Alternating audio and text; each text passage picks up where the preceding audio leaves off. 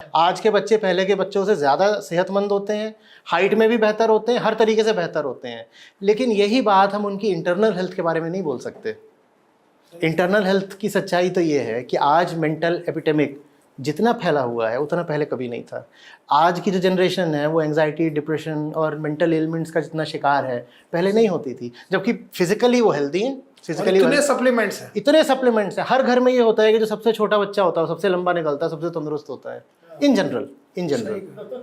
General ये भी होता है कि बेटा तो बेटा, बेटी भी लगभग बाप जितनी लंबी हो जाती है, क्योंकि वो अगली जनरेशन की है।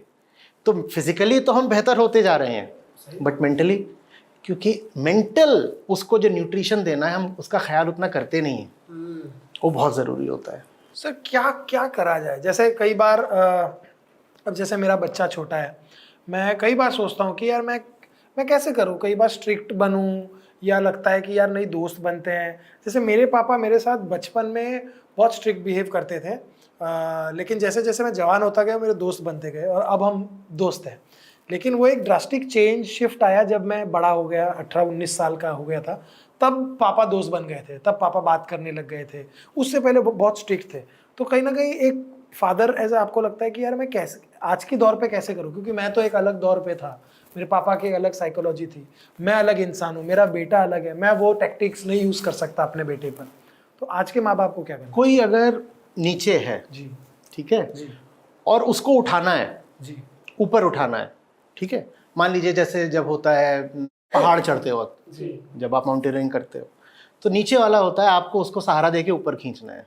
नीचे वाला थोड़ा कमज़ोर पड़ रहा है या नया नया खिलाड़ी है, अभी उतना नहीं जानता, तो उसके लिए दो शर्तें होती है। एक आप बताइए, एक आप बताइए।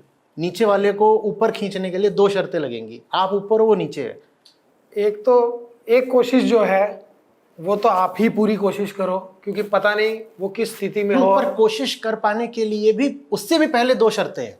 अच्छा, क्या है? मैं ये हूँ और कोई यहाँ पर है। अच्छा, मुझे इसको ऊपर लेके आना है। ओके, मुझे प्यार है इससे, मुझे इसे ऊपर लेके आना है। कौन सी दो शर्तें हैं जो पूरी करनी पड़ेंगी? ये पहाड़ है, पहाड़ में मैं यहाँ हूँ, ये यहाँ है और ऐसे लटके हुए हैं। हाँ, कैसे इसको ऊपर लेके आऊँ? ट्रस्ट से। पर ट्रस्ट, सिर्फ मैं ट्रस्ट बोलूंगा, ट्रस्ट तो ऊपर तो नहीं आ पाएगा। कुछ और प्रैक्टिकल करना पड़ेगा ना। क्या करना पड़ेगा? रस्सी कर अरेंजमेंट कैसे कैसे कैसे कैसे? बल से। बल उस पर लगा पाऊँ, इसके लिए क्या जरूरी है? वो तो यहाँ है, मैं तो यहाँ हूँ, बल कैसे लगाऊं? मैं यहाँ हूँ, वो यहाँ है, कैसे बल लगाऊं? बड़ी दूरी है, बल कैसे लगाऊं? हिंट दे रहा हूँ, बड़ी दूरी है। आप बता दो। पास जाके हाँ, हाथ उसको देना पड़ेगा ना। मैं ऊपर हूँ, मुझे नीचे आना पड़ेगा। बच्चे से बात करनी है, ऊपर रह के नहीं कर सकते। ये पहली शर्त है बस। क्या बात है सर, ये बस पहली शर्त है। अभी एक और है जी, जहाँ बच्चा है उतने नीचे आ गए आप भी, तो फिर तो ऊपर चढ़ना कभी हो ही नहीं पाएगा। हाँ। एक हाथ नीचे जाना है और एक हाथ से ऊपर वाले को थामे रखना है, ऐसे। एक हाथ से नीचे वाले को पकड़ा और एक हाथ से वो जो ऊपर वाला है उसको पकड़ा। यही रिश्तों का फॉर्मूला है। क्या बात है, एक हाथ से ऊपर वाले को पकड़ो, दूसरे हाथ से रिश्ते वाले को पकड़ो। क्या बात है, क्या इसको छोड़ दोगे तो तुम भी नीचे आ जाओगे, ऊपर वाले को छोड़ दिया तुम भी नीचे आ जाओगे। दोनों आ गए तो वो दोनों ही बच्चे, तो at और least एक नीचे वाले को छोड़ दिया तो तुम ऊपर रह आओ, फिर नीचे वाले को कभी नहीं उठा पाओगे। दोनों को पकड़ के रखो, और जब दोनों को पकड़ के रखो ना, मेहनत बहुत लगती है, क्योंकि यहाँ से ऊपर को खिंचे हुए हो और यहाँ से नीचे को खिंचे हुए हो। ऐसा लगता है भीतर से एकदम चिर रहे हो, बीइंग टॉर्न अपार्ट, ऐसा लगता है। लेकिन वो दर्द बर्दाश्त करना ही तो प्रेम की परीक्षा है ना। ना तो मैं नीचे गिरूंगा ना तुझे नीचे गिरने दूंगा, पूरी जान लगा दूंगा तुझे ऊपर उठाने में। मैं नीचे नहीं गिरूंगा, लेकिन फिर भी अपना हाथ में तेरे लेवल पे ले आ दूंगा। बच्चे से बात करनी है तो आपको उसके लेवल पे जाना पड़ेगा। बच्चे से बात करनी है तो आप एकदम बड़े होके बात नहीं कर पाओगे, आपको उसकी दुनिया में घुसना पड़ेगा। उसकी दुनिया में जो भी कैरेक्टर्स हैं, आपको उन कैरेक्टर्स के माध्यम से बात करनी पड़ेगी।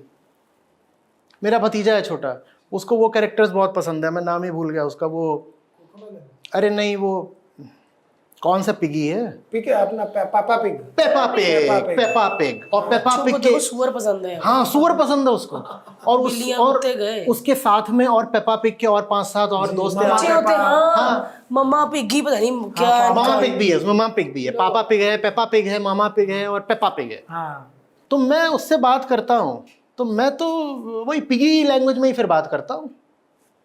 जब हम आपस में मिलते हैं हमारा पहला सवाल होता है मैं कौन हूँ, तो वो सब जानवरों को ही पसंद करता है, तो मेरा नाम है शेरताऊ जी। और तुम कौन हो, उसका नाम है रैबिट। अब शेरताऊ जी और रैबिट की फिर इक्वेशन शुरू हो जाती है कुछ ना कुछ। अब मैं कहूँ मैं आचार्य जी हूँ, मैं हूँ आचार्य जी और तू बहुत छोटा है, नीचे बैठ जा और वहां बैठ के मेरा प्रवचन सुन, तो फिर तो हो चुका। वो वहां नीचे नहीं बैठेगा, उसे मेरी गोद में बैठना है। कई बार वो मेरे कंधे पे बैठता है। तो टीचर का ये काम होता है ना, कई बार उसे शिष्य को ना यहाँ अपने कंधे पे बैठाना पड़ता है, ऐसे ऐसे। एक छोटी सी कहानी सुनाऊं प्लीज। एक गड़रिया है जी। उसकी भेड़ें हैं, वो भेड़ों को ले जाता है, शेफर्ड। जैसे जीसस कई बार बोलते हैं ना, आई एम योर शेफर्ड, तो समझ लीजिए वहीं से आ रहा है। तो वो अपनी भेड़ों को ले जाता है जंगल में। भेड़ों को मान लीजिए बच्चे, जानवर है, जानवर सब हमारे बच्चों ऐसे ही होते हैं, वो ले जाता है। फिर वो बोलता है अब शाम हो गई, चलो घर वापस चलो, वापस चलो। तो जो थोड़ा सा समझदार भेड़ें हैं वो तो आवाज़ सुन करके वो अपना चल देती हैं। एक दो भेड़ें होती हैं, खासतौर पर जो बच्चा भेड़ है, बिल्कुल लैम, उनको कितना भी बोल लो कि वापस चलो, हम नहीं जाते, ब्लीट, हम नहीं जाते। तो समझाने वालों ने बोला उनको ना फिर उठा करके कंधे पे रख के लाता है घर अपने, ऐसे करके ऐसे उठा लेता है, कंधे पे रखता है अपने। अब ये तो उल्टा जस्टिस हो गया कि जो समझदार है वो तो चलो ऐसे ही चला जा रहा है, उसको तो कोई प्रिविलेज नहीं मिल रही, और जो नासमझ है उसको उठा करके यहाँ रखना पड़ता है, और यही करना पड़ता है।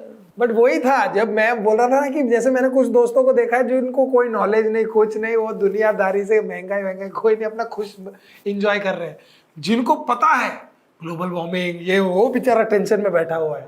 मुझे नहीं पता। देखिए हमेशा ये होता है, जो समझदार होता है ना, जिम्मेदारी दायित्व तो ये भी उसी के ऊपर आते हैं, और जो नासमझ होता है उसको कई बार यहाँ बैठाना पड़ता है। इसमें जस्टिस नहीं सोचना चाहिए, यहाँ पर बात प्यार की है। सही कहा। जस्टिस क्या देखें, सही कहा। यहाँ बात प्यार की है। और वैसे देखो तो लगेगा अनजस्ट कि उसको समझदारी का कुछ रिवॉर्ड तो मिल नहीं रहा और इसको नासमझ होने का रिवॉर्ड मिल रहा है कि कंधे पे बैठा हुआ है, लेकिन बात प्यार की है, करना पड़ता है। और उठाता भी वही है जो प्यार करता है। नहीं उठाओगे तो फिर ये जिसको उठाया है ये कभी समझदार हो भी तो नहीं पाएगा ना, वो जंगल में ही छूट जाएगा, पता नहीं कौन खा जाएगा उसको। सही कहा है, सही कहा एकदम। हमारे पॉडकास्ट के क्लिप्स देखने के लिए इस चैनल को सब्सक्राइब करिए।